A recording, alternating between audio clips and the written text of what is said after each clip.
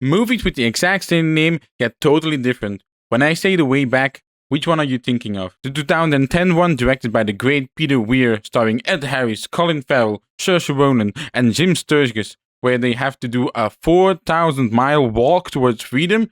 Or the 2020s one, directed by Gavin O'Connor, starring Ben Affleck as an alcoholic who keeps on chipping away at a lot of beer cans. In this third episode of Cinematic Doppelgangers, we are going to compare movies with the same title but nothing else in common to ultimately decide which one is the best and which one actually deserves to be called The Way Back. The answer to those questions aren't necessarily the same. At the end, one film keeps the name and the other gets renamed. Quick rule with this series: no remakes, no shared source material, just the same title.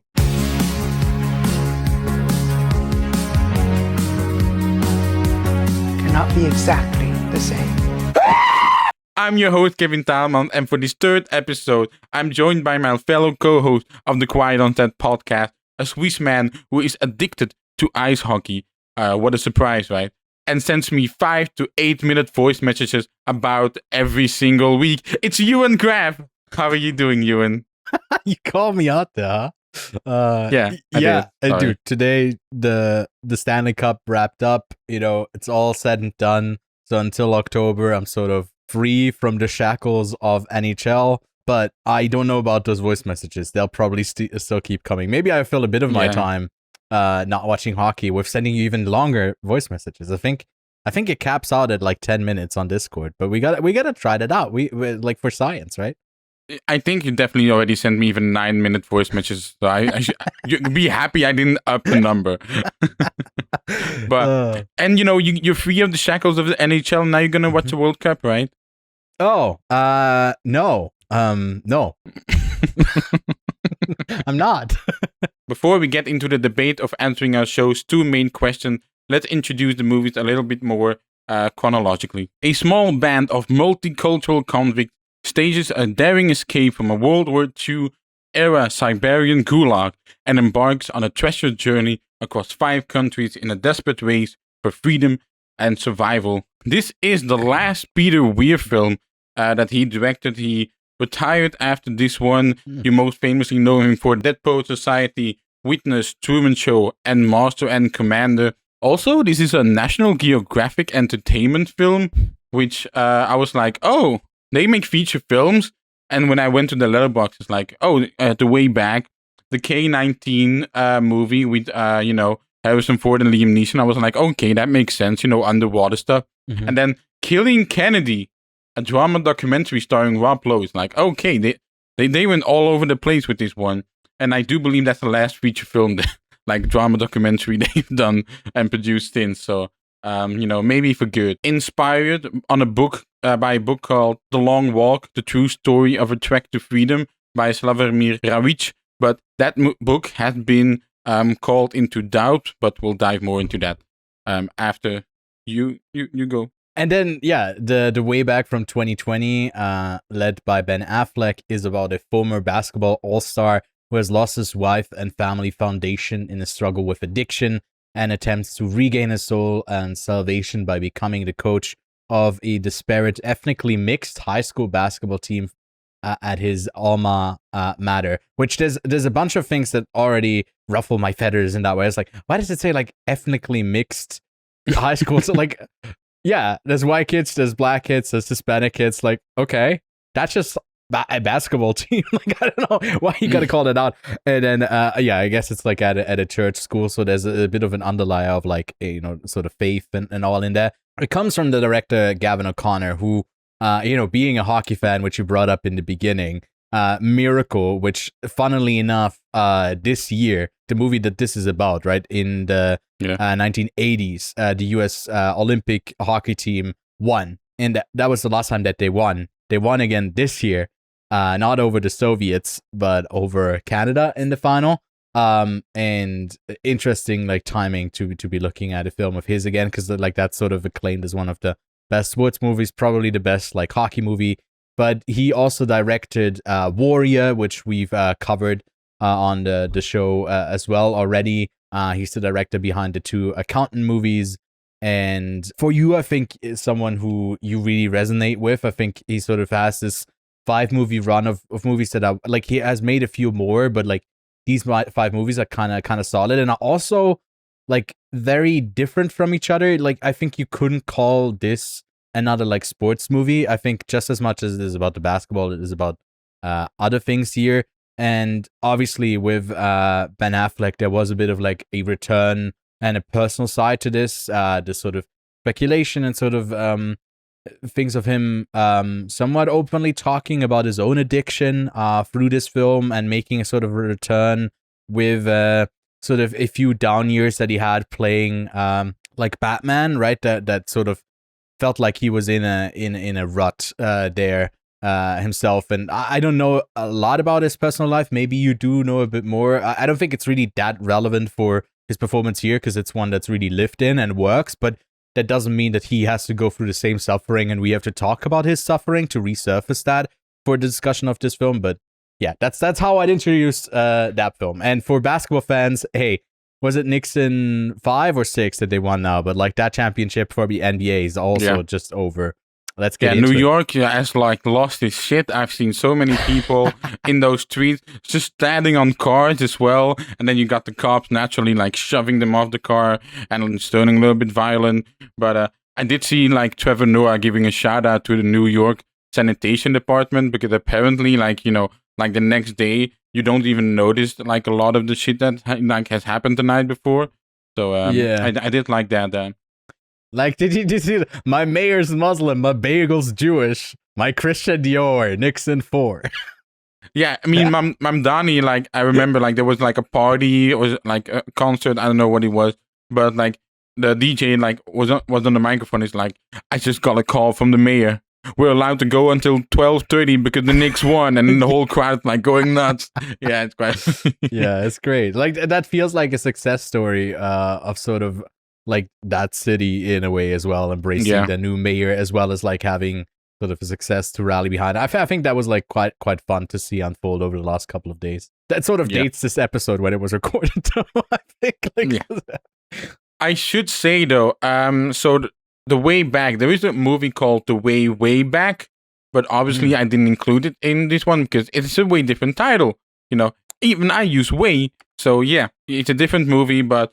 Regardless, a really good one. So, like, I would recommend to check it out. But the only liberty where we really go with this title is probably with, like, the article, let's talk a little bit more about the movie separately before we get into, the actual, like, best movie debate.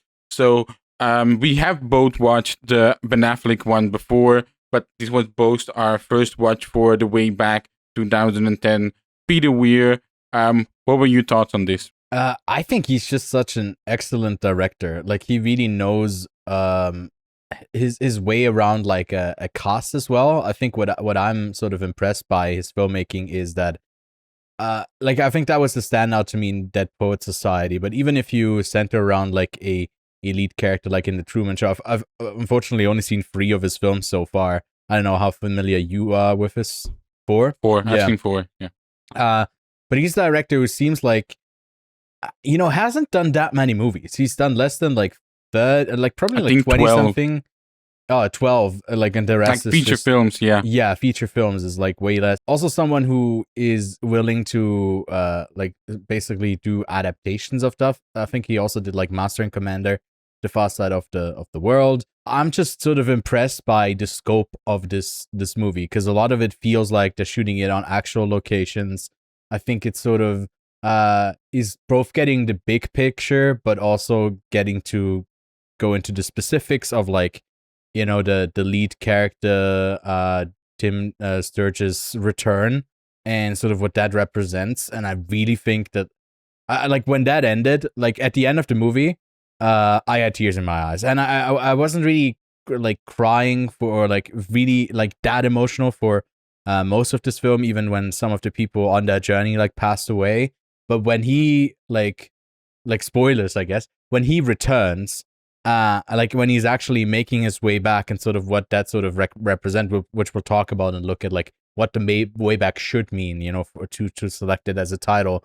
I think it sort of perfectly fits because it is all about like the sort of coming full circle, but at what cost, and how much of it will it take, and how much these like this war and these wars, or like this not just the war times themselves, like that 6-year period, but like the aftermath, the before. It feels like it's all like somewhat beautifully reflected in all this. So I really, really resonated with that, and I think that comes just from a very experienced filmmaker. So I'm not surprised that this is like his last film to like cap it out on and call it a career, because it is quite an accomplishment. I can also imagine this is, I mean, National Geographic is behind it, so I can only imagine that there is also a crew behind him that is, used to shooting in these like very distant locations. I mean, he's using the landscape quite extensively. Yeah. And I can imagine that this also was not an easy shoot to do. And it feels like you're shooting on location like the whole, basically the whole time. The whole time, yeah. I saw maybe a few CGI shots, like a snake, or maybe when they're compositing them on like a real high mountain. Exactly. Because for multiple reasons, right? You don't want to, involve the actors with that one, or you can just not shoot it that way. So it makes sense. I wanted to ask you one thing, because I was curious. What do you think about the accents? Because, like, you have a few things going on. You don't really like child performances unless they're really good. And, you do have a lot of comments on accent work. Where did this land for you? I wrote down in my notes a few times that it is kind of funny that these Polish or like internationals like group of people, even when they talk amongst themselves, are always talking in English. I don't think that didn't like. I think sometimes that didn't make that much sense. But that's fine because it's an American movie. Like my suspension of disbelief is fine. That I think Ed Harris just gets to do American, so that's good for him. And then the rest of it is sort of the vague Europeanness. I think the one who puts it on the most is Colin Farrell. You stare at me like snake at rabbit. He teach me English. Speak good, huh? Bread for words. Wasn't it, cowboy? Honestly, I think that was fine to me, but also I'm not familiar with like that region's accent and how much like it should sound when it's always like, obviously you go the other way around. You have an American speaker who puts on an accent and not the other way around. But I was also thinking that in these stories, it's not as much the accent work as it would sort of be interesting to tell a story like this without having to rely on like a well-known cast and just cast people who are actually from these places. I think that does resonate a bit more, but maybe you have less of the like actual talent around. I wondered if some of the, especially like the first 20-30 minutes where we are in that camp, if Gulag, yeah, the Gulag, yeah, the rounding out the rest of the prisoners, if that's a lot of like American actors still, or like where do you pull from? Depends also where this was filmed, obviously. But I didn't have any problems with any of the performances. Also 15 or 14-year-old Saoirse Ronan here is really impressive too. You sort of forget because she's been so present now, or at least like 5 years ago she was very present, always in the Oscar conversations, one of the best performances of the year. But like in a movie in 2010, she was still a kid. I think she celebrated her 16th birthday on this film. Somewhere in the desert. Like, just, hey, here's your birthday. But yeah, I think she's also very good. Like, there's a scene that she has where she sort of confesses something that is not entirely true, but the way she performs it as like the person in the moment, but also as an actress, was to me quite impressive. Like, it was, oh, there you go, you got the chops, you got it. So the story you told us wasn't true. I thought that story would be more sad and you wouldn't leave me behind. They called me Rikov, but I remembered our Polish name, Zielinska. I used to say it every night before I went to sleep. But what about you? What sort of what do you think about the film? I thought the film is really solid. I do have a lot of faults with it. We've given a lot of the positive. I want to give a little bit of the faults to it now. Mm-hmm. It is quite, at some point, you do feel like it's a little bit of an American movie, Yeah. like the hallucinations. And it's also because we have seen so many of these movies now, especially World War II with the Gulag in the prison, whether you call it, Son of Saul, all those movies. Yeah. And at some point, they're pointed to the mines to work there as well. And then you have people that have night blindness there, like they're really suffering. Mhm. And it's a little bit of a balance because, at some point he's hallucinating towards a door and, there's something on the port. But for example, when Jim Sturgis and Ed Harris have that conversation of, I think we might need to escape, the way that conversation ends it well, like Ed Harris leaves, Jim Sturgis takes a breath, and then it's like the fog goes over him. It's like, that's such a good cut of a master director that you wouldn't really have anywhere else. Some of the jokes that are throughout is to really have some levity in those moments. At times feel a little bit mismatched, and it's like, during the walk, it's like one guy is pissing, and then he looks one corner, it's like, oh, guys, look, and you see the wall of China, and it's like, you only see that now. And it's Yeah. So It was a bit also like misconstrued sort of conception that like it's one wall. It's really not, right? yeah, It's still very useful, especially in the place that they are, to like go from one place to another. But also another thing that it doesn't convey the perfect way, but I sort of like what he did. So it's sort of praise, but also a critique, is that we don't really get the scope of how far they've walked. We just see it by how much they've deteriorated, but we sort of don't get a clear sense of like how much time has passed, how much they've walked. But I like it because it is sort of them not knowing, us not knowing. That's sort of the point that you. So I feel like it is overall like a good thing, how he goes about it. But then also the characters and the way that they talk, I agree with you. I think it is very like American movie-esque, where we have the archetypes of characters like that are the one thing. Like you got the American who's old, who is the one who's sort of seen it all and can sort of persist, but he also needs to be that is the most capable because he is sort of the American. Like that's the stereotype, the good American soldier in a way. And then you have like the one guy who's just the artist, and that's the artist. Then you got the criminal, he's the criminal. And you got the one who's like just wants to return home to his wife. He's the good husband. So you do have these archetypes of people that I think work within what the story tells, but it doesn't really give you a historic depiction of things. It's still very much a movie first and then a historical like document or a re-representation of that time. And I think that is like we still have that place for these types of movies, obviously.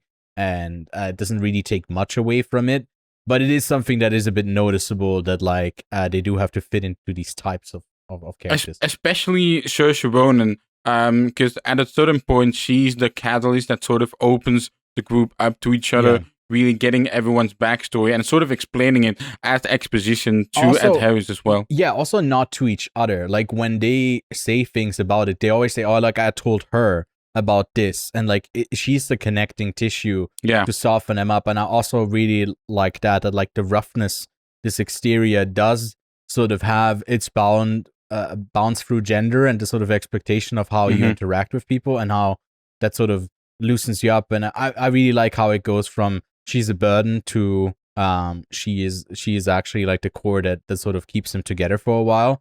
And I also think it's crazy like how in the story, how many people they lose sort of towards the end, where you feel like, hey, they are gonna make it, and the how you underestimate the desert. I feel like that's also sort of a movie trope as well, that you feel like, you can make it through, but just the vastness of it is really hard to actually make it through. Mongolia especially. So I've watched one special of the Grand Tour or like Top Gear, where Jeremy Clarkson, Richard Hammond, and James May, they get dropped off a random point in Mongolia. They have to build a car there and get them out themselves. And their journey, there's just nothing around. They see a little house, it's like, oh my god, there's a little house, nothing in it. Mongolia is such a vastness, so many dunes as well, so that really doesn't help with the walk. And I think even in that episode, he says, so the way that Genghis Khan communicated throughout Mongolia is he had certain points throughout the country where horses would be ready, and those horses would go for like maybe half an hour max speed. You chain the horses up, like another horse would be ready, and they would almost drop dead, those horses, I believed as well, because like it is such tough terrain, and they like truly drain those horses to the maximum. But like you said, with the deterioration of the characters, I must admit, at one point I was like, did this movie get a makeup Oscar? and like, just, I was like, let me just see, right? Look it up. The way back, nominated for 1 Oscar, I'm like, I'm gonna be right? I click on it, makeup Oscar. It's like I fucking knew it. Nomination or did it win? Nomination. Oh. It wasn't a win, but it was a nomination. But there is something with this movie, and that is, it has been contested whether it's actually historically accurate. So the book it is based on, it is titled The Long Walk. Talk about, literal doppelgangers, am I right? With the Stephen King one. Yeah. But the book is largely considered historically false.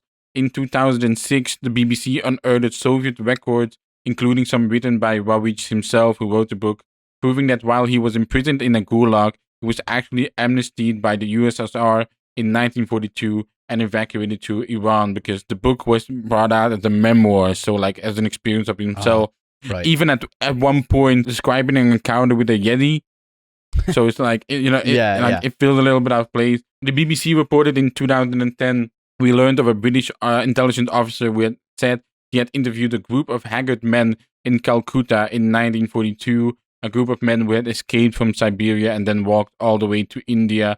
And then from New Zealand came news of a Polish engineer who had apparently acted as an interpreter for this very same interview in Calcutta with the Red survivors.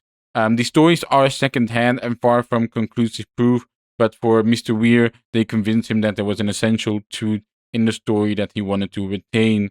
The book is highly likely sort of an amalgamation of some of the truths that had happened, but the author himself did actually not do the walk, and then someone else claimed that he was the one that did it, but that wasn't also, and there wasn't any proof of that one as well. I've seen a couple of films recently who sort of reckoned with, especially that World War II sort of, are you taking a story that is not yours and claiming it's yours? And how in certain, like how that's sort of being reckoned with actual victims. I think this one is sort of a lesser case though, because it's like a memoir does sell better than a novelization of it. So I feel like it might just be a publicity thing. It's obviously not, like, obviously it would be great. It's like, here, everything that is confirmed, but I assume it is about like real hardships of returning to a home that was destroyed. And I think Weir sort of captures that essence of if it's based on how much it's based on. I feel like, I sort of don't really care if it's made up in parts. So like, I would have loved to see the Yeti, but but also like how crazy this is, like these hallucinations of what's real and what's not. I think he sort of emphasizes of how much you lose your own sanity. Like that's one of the things that Mark Strong says, right? You either, like, within a year you either lose your life or you lose your like sanity or your spirit. Your spirit, yeah. And it's quite funny because in hindsight, this book and sort of being historically false, it does feel like the author is Mark Strong in the sense of like he's the actor and he's sort of making this dream up for others, right? So it does feel in hindsight that works sort really of feel well. like a commentary. Yeah. Why should I believe you? Nothing is for nothing in the camps for you. He gets your energy, your spirit. You feed his dream of escape. You help keep him alive. He's nothing but a leech. Theoretical bastard, mister. I'm still alive. That's all I know. But throughout the journey, it also does feel a little bit convenient for them. Like, sure, they found a well, I can believe that, but with the Mirage thing, like I was like a little bit iffy on that. And also apparently like moss. So he's using the moss on the trees because apparently like moss only grows north side, but that's actually not correct. Like moss just grows wherever it needs to survive. So, going south by the use of moss, like that's not really a thing. Like he would use it way more with the sun and the stars and just general the landscape. Yeah, it overall feels like an American thing as yet again, where Yeah, the thing that they have to overcome is the distance, not the journey, if that makes sense. yeah, That's part of the journey, but the distance is like they are doing everything right, but it's so hard to get there. And I think it's almost as interesting to show them as like a bit more as flawed people that don't just unite under like sort of the thing that they have to do together and the distance to like travel, but like the spirits being down from maybe like the one point where we do get it is with the Mirage, and then they are right. So there's no internal conflict about the direction as to where to go. It's always about like, do we go further? Do we go now, or do we wait? And I think there's also a bit like left on the table there where I think that group could have been explored a bit more in, and I mean they do have the criminal there, right? That does things that they don't want it to do that way, but also runs really cleanly with him. But what do you think about like his exit from the story? Because I think it's like quite abrupt and sort of like does it work for you? So for what ruins it for me is the fact that the movie does start with 3 men crossed into India after a 4,000-mile walk. So it's like, oh, all right, 3 men. So for example, Saoirse Ronan's character ain't gonna make it. Like I knew that the moment I saw it. It's like, okay, yeah, but because I remember what the title card at the beginning said. And with Colin Farrell, it's a little bit abrupt, also a little bit American, like, my friend, good luck on your journey. Thank you for bringing us here. It like, again, feels a little bit Americanized and indeed a little bit abrupt. It's also maybe because Colin Farrell's like, I'm not walking to desert, guys. Please write me out of the story. Because, he has to make like Alexander. He's done a few of those swords and sandals type movies, I believe. Yeah. Maybe he didn't want to do it. But yeah, it also speaks to, how some people want to stay in a country and fight for it. I mean, he doesn't really want to fight for it. He just want to survive in it. And then you got people that want to go back, like go away from it.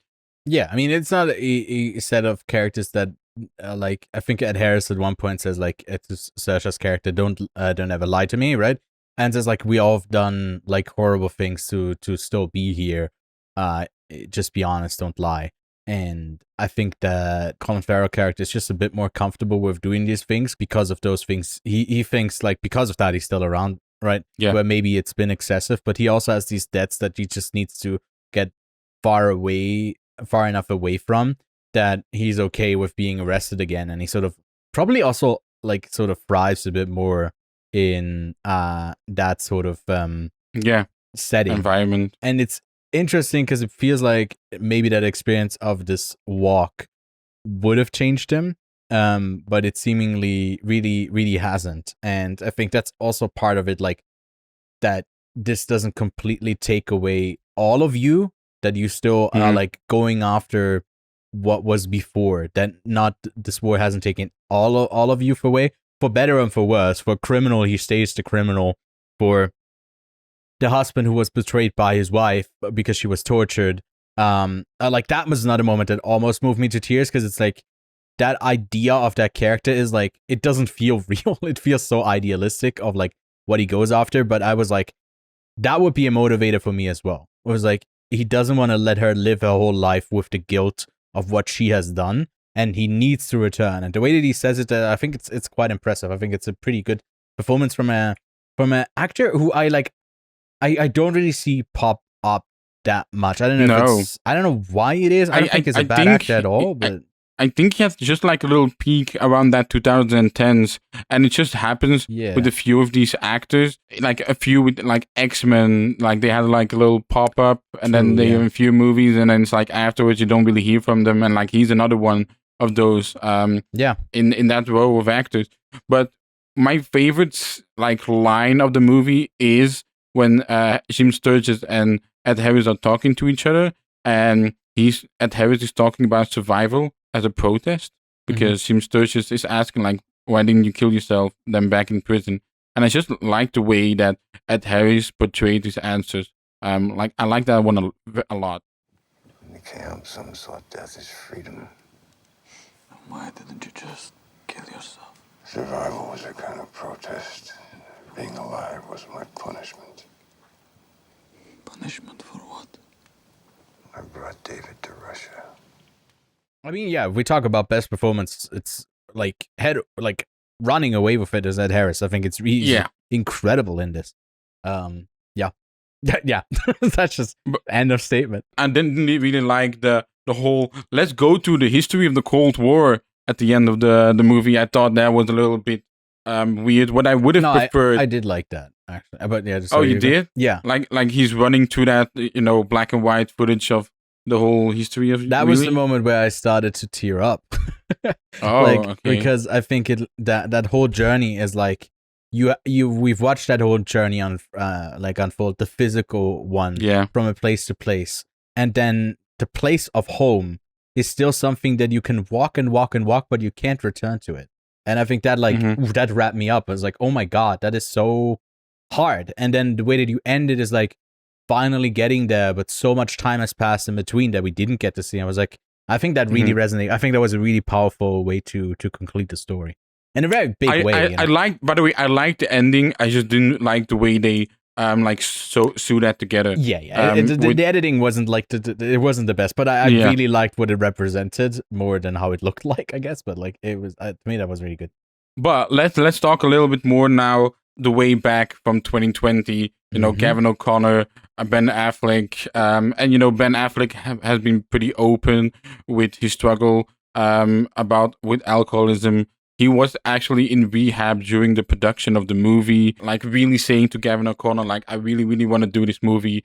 Don't do it to me. Straight up from rehab, walked onto the set and production of The Way Back. And you can really feel that because, Ben Affleck, usually always a hunk throughout cinema history, I would say. He's really bulked up in it. Apparently, gained 30 pounds for the movie, but I don't know if that's actually true or to say that for, oh, look at my performance.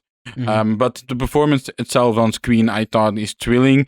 I thought he deserved a Best Actor nom.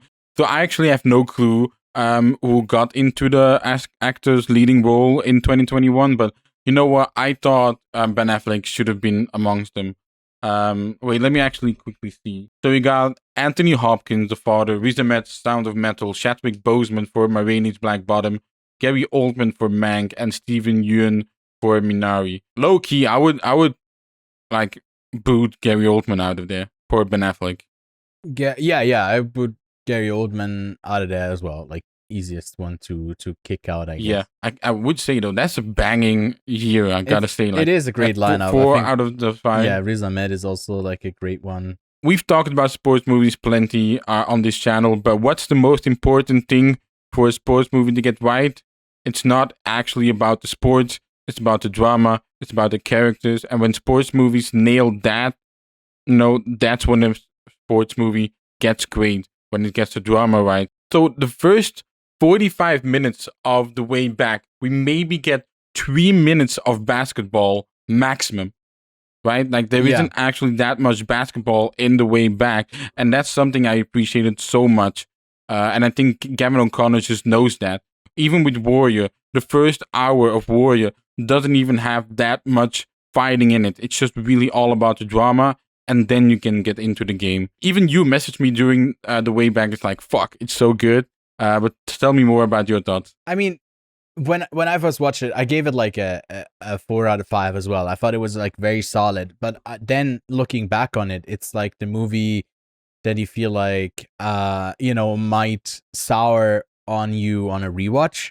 And then I was quite surprised how, like, I love how this movie ends, because when I was watching it, I thought I had another like half an hour to go, and then it just ends. And I think it ends on a really powerful note, on a really like hopeful note. And I found it really beautiful. Like I was like, God damn, man, that really moved me towards the end there, in how held back it is, in how it depicts, like, it doesn't go into long ass overdrawn things of, okay, this moment, this game is so important. It's the whole time it is about the larger picture, and what it actually means is like showing up, like the whole culmination of the storyline from the guy who he makes captain is like that his family shows up for him and makes time and sees him for who he is and what he needs, even though that it's very likely that he wouldn't lead like to a professional career, and maybe it potentially even makes his life harder, but that's his life, right? That's what he wants to do. And like sort of the way that he goes to, like that scene where he goes to the dad to go talk to his dad at that like fishing dock, whatever place there. Yeah. It's such a good scene because I love that one. Because he's like, he can't give the advice that for what he did himself, and it hurt his life. And that is such a like really, really great moment in the story.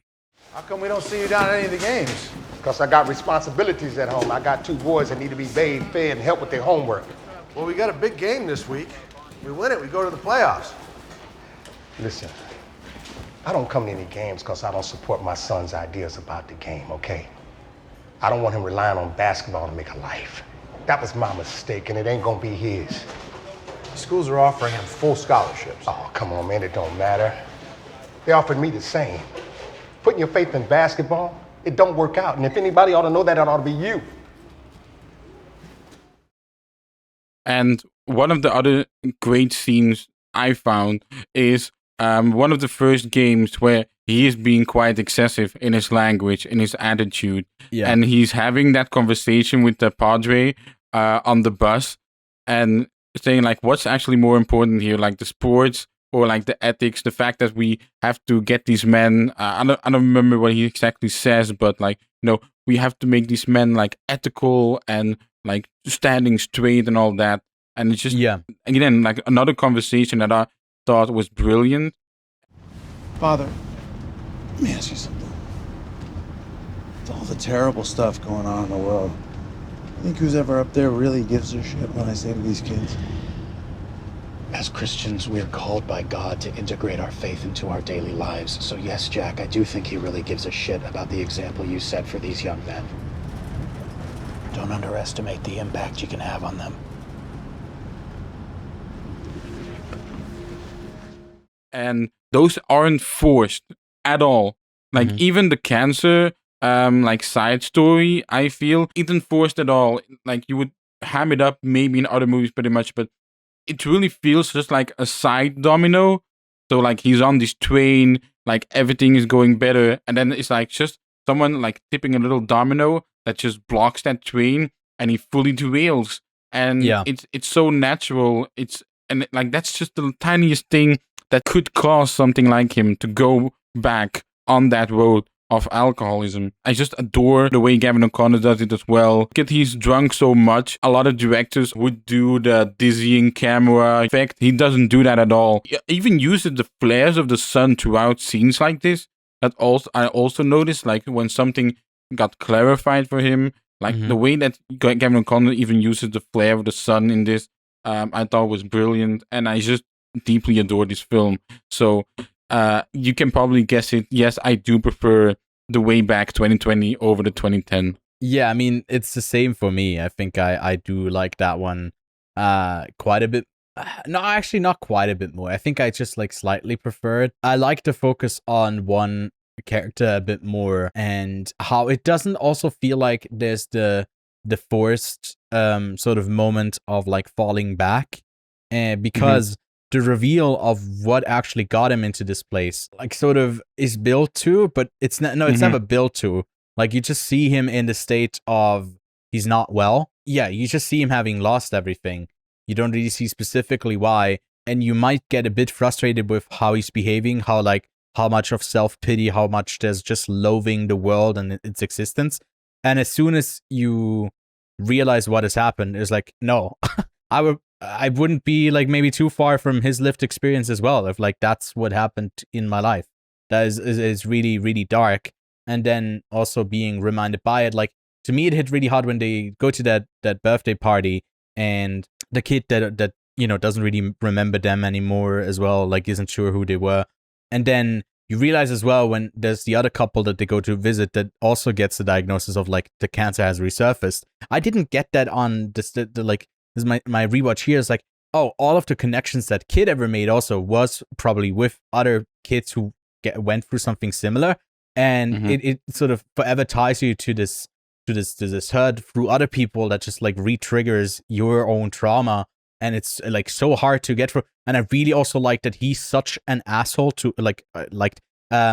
such an asshole to his wife, because it doesn't really hold him back as like being the sole victim in this, but also not seeing the larger picture here in a way that felt really realistic.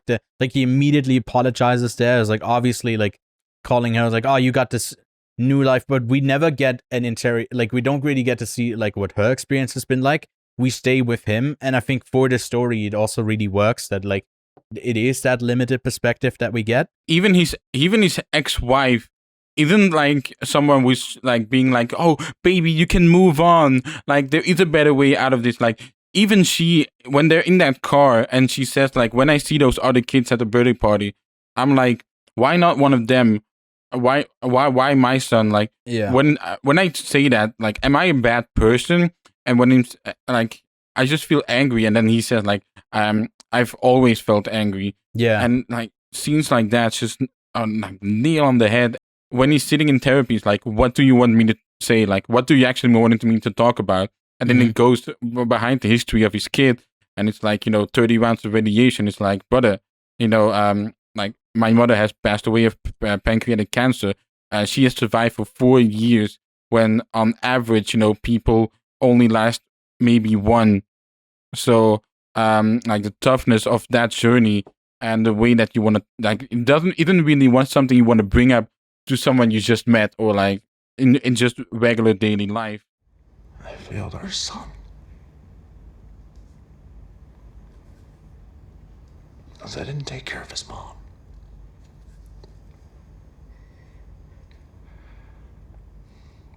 I hope that one day you can see in me the man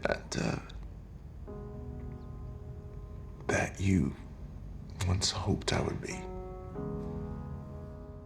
No, I think it does really capture of like the only healing part you can sort of have from these things is to get distance from it, because that trauma is never sort of leaving you. And it's also it doesn't really go into that in this movie, but the way that you remember someone by their last couple of days as well is also something that can be really tough. To like by the end, his kid's experience he can sum up in how many radiation treatments he's had, and not the other things. Like we don't really get these over sentimental look backs of like, there's the thing of like the flashback, the dead wife trope of the way that they have the clips in there and the memories. Yeah. They don't do that at all here. It's like, no. That's why I was saying like the restraint that Gavin O'Connor shows in how he goes about the story is also not being too respectful in the way that you are just vague about everything and not really getting into it. I think the easy out here is that we are at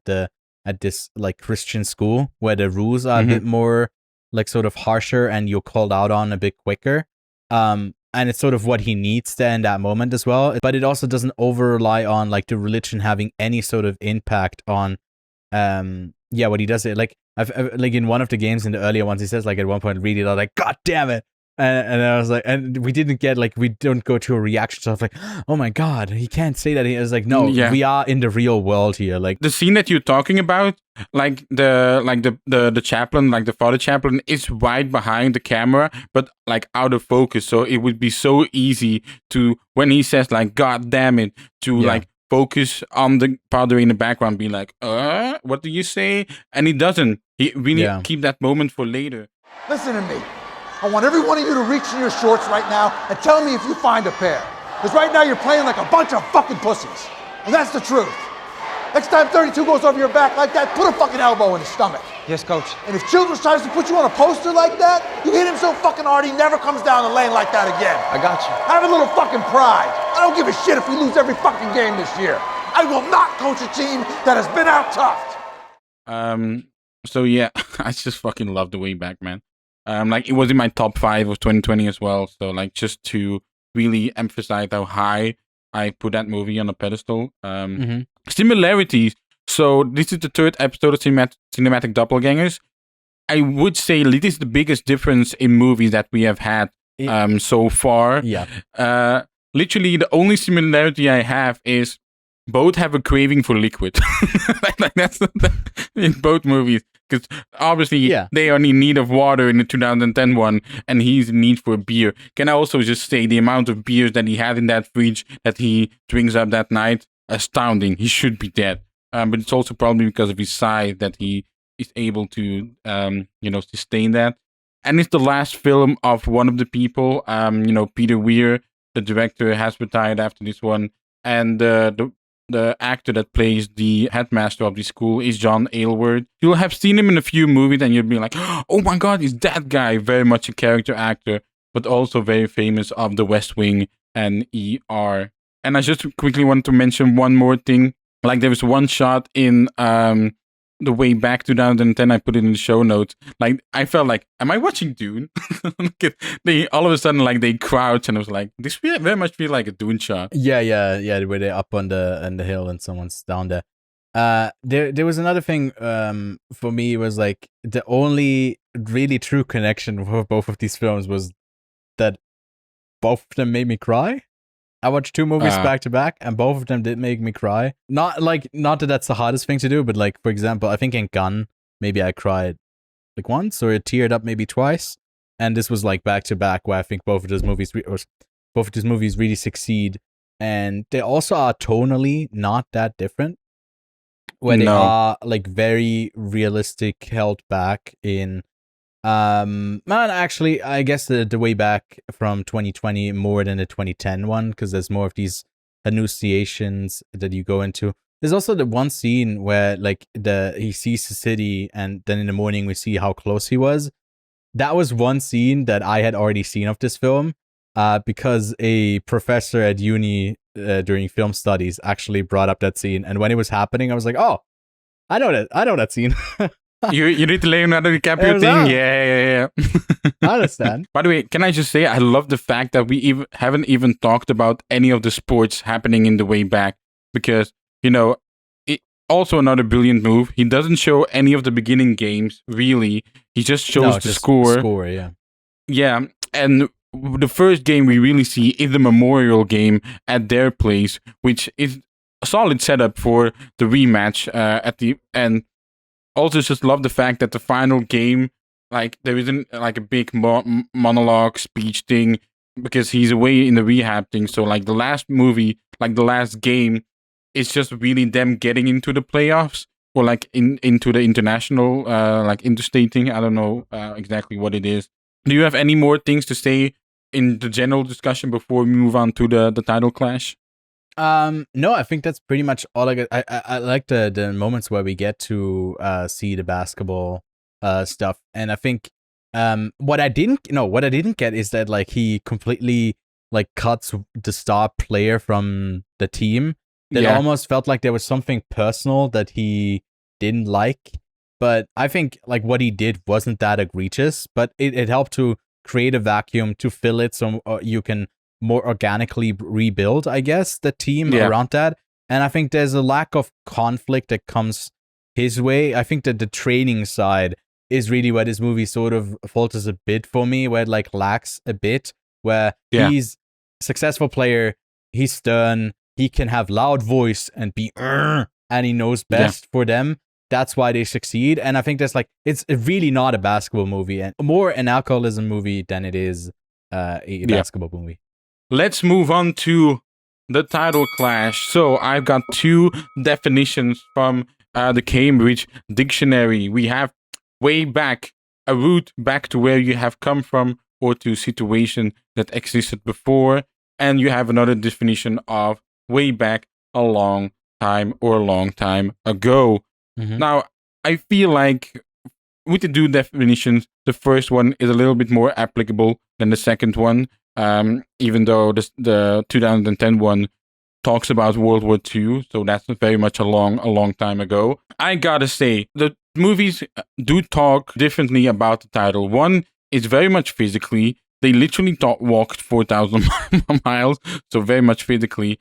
And then the Affleck one very much talks about going back mentally. I mean, physically as well, obviously you have to be healthy again and all that stuff, but it's very much more mentally.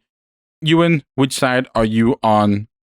This was to me the the toughest one so far. Yeah, because I think both of them do represent to sort of get back to a state of reclaiming yourself as a person of what you've lost. I don't know. I was sort of going by maybe who I'd have the better like alternate title for, and I was No, also that's struggling with that quite a bit. Like I wasn't sure what to do here. I think for me the Affleck one deserves the title because it's the better movie, right? That's initially sort of the premise of the show as well, to also sort of choose that film and then find the lesser one to have another title. But I also just have really silly title ideas, so Oh shit! You I don't always have come any up good with ones. I don't have any like that good ones. So I'm gonna stick with. You know what? I want to hear from you. Which one would you choose out of these two? I would pick the Affleck one, and Okay. my argument is in the 2010 one, they don't really go back. Like they go away from it. So that's literally my argument. Well, apart from the lead character, I think for him, it's overall the story is about one that is about going back, but like something has fundamentally changed. So it would be like the way back in brackets, but everything's different now. And they literally go 4,000 miles away from the place that they escaped from. So like just title wise, like there are better options for that one than I feel for the Affleck one. There was a different title for the Affleck one, and it was The Has-Been, and that doesn't really roll off the tongue marketing wise. But it also would have had to focus more on his playing career, and I think this movie isn't overall interested in that. Like it stays, that is very much in the past, you know. In the past, only showing it through the huge banners that are hanging up in the gym and in the court. Also, the Ben Affleck one does have a different title on the Blu-ray one, which I do have in the back. I just haven't pulled it out yet. It's Finding the Way Back. I saw those winks. God damn it, I regretted the moment I said winks. I was just moving my eyebrow. But it has a longer title called Finding the Way Back, which is like also not really... it's cleaner with too the way long. back. Mm-hmm. Cleaner with The Way Back. So we both agree The Way Back 2020 deserves the title. Sure, yeah, let's go with that. That's the official winner then. Now, give me the silly titles. God damn it, I regret taking you on this episode almost. Tell me for 2010? For 2010, yeah. Tip to Tip Siberia. Oh my god. Oh. That's all I got. Why am I even arguing it, right? It's like, god damn it. What are your pick? What was your pick for that? Oh, you don't have any other ones? That was my only one. I couldn't think of anything else.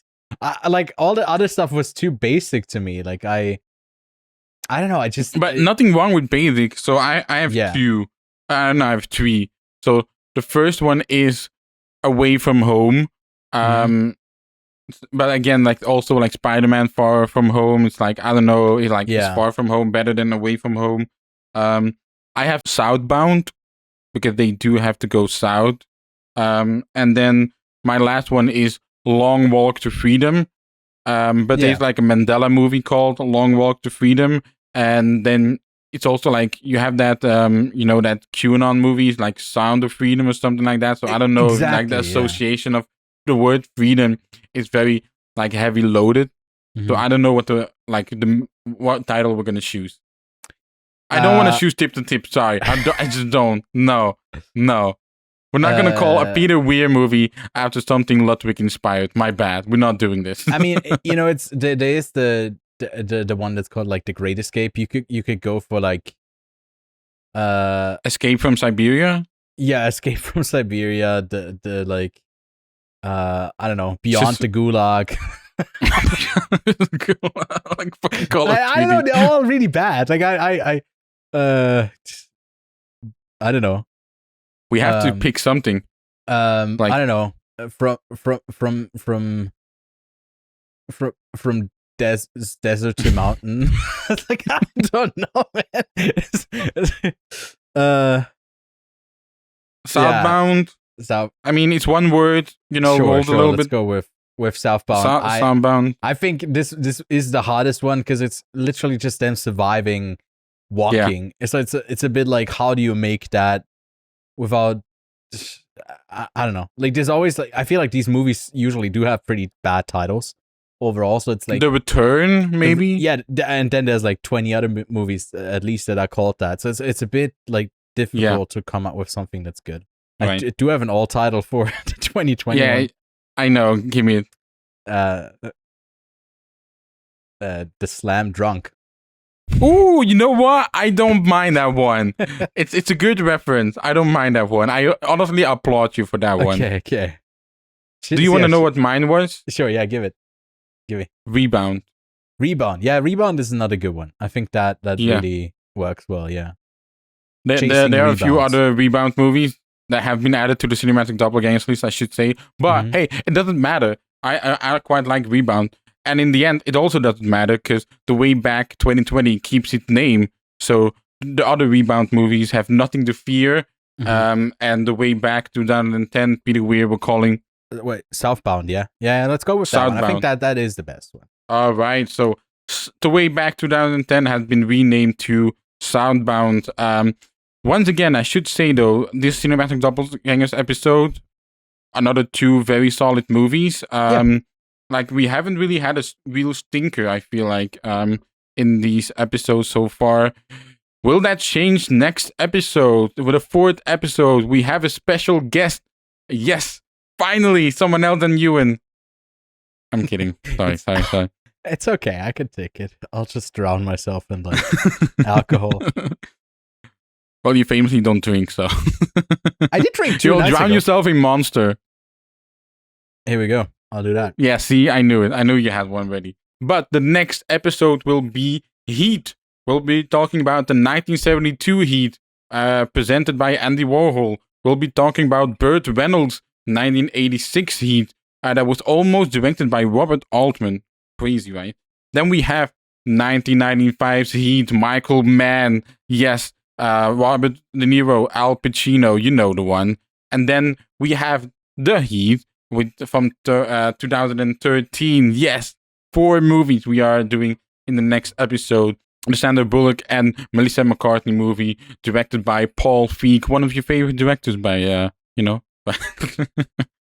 But that's the next episode. Thanks for watching this episode. Please leave a like and subscribe to the channel. And comment below if you've seen one of the films and what your suggestion would be for the renamed titles. Or if you think the other movie should keep The Way Back. No, you can leave those comments below.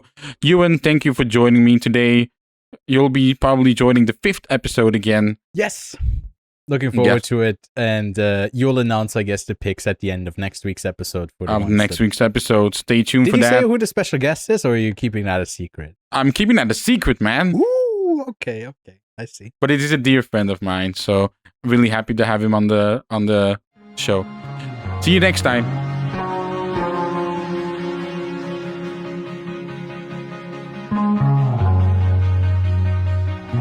What do you want to say? I'm trying to make... Yeah, I see. It's just taking me forever. Like, T? H? H? E. And I love that you have the editing power. All right, continue. I'm contemplating right now whether I'm gonna use it or not, Like, I really am. I really am. And I can just shoot the shit. I love this.